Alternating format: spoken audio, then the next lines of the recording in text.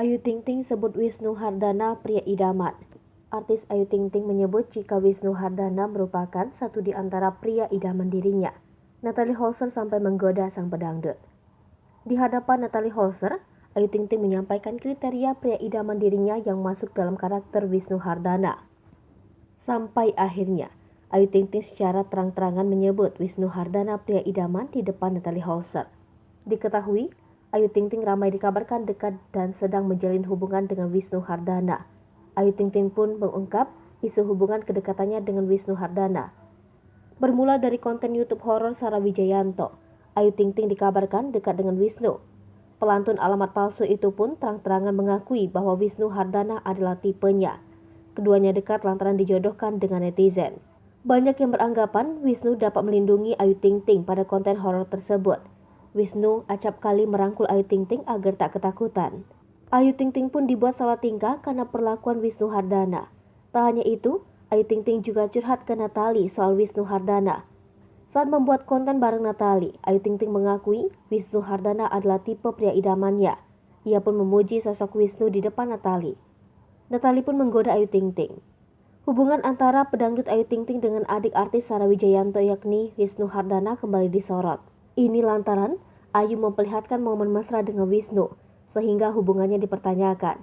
Apalagi Demian Aditya menyinggung soal restu terkait hubungan Ayu dengan Wisnu. Wisnu merupakan adik dari Sarah Wijayanto yang terkenal dengan konten misterinya. Ayu dan Wisnu dipertemukan dalam konten Diary Misteri Sarah beberapa waktu lalu. Perlakuan Wisnu terhadap Ayu kala itu menyedot perhatian publik. Bahkan kedatangan Ayu dalam acara DMS justru mengubah suasana horor menjadi baper. Bukan hanya perlakuan Wisnu, melainkan juga sikap Ayu Ting Ting yang tak hentinya menggoda adik ipar Demian tersebut. Wisnu yang dikenal sebagai lelaki cuek dan dingin pun dibuat salah tingkah oleh Ayu. Setelah beberapa waktu berlalu, Ayu dan Wisnu kembali dipertemukan dalam program acara. Acara tersebut ialah Brownies yang merupakan acara yang dipandu salah satunya ialah Ayu Ting Ting. Pertemuan Ayu dan Wisnu kembali membuat heboh.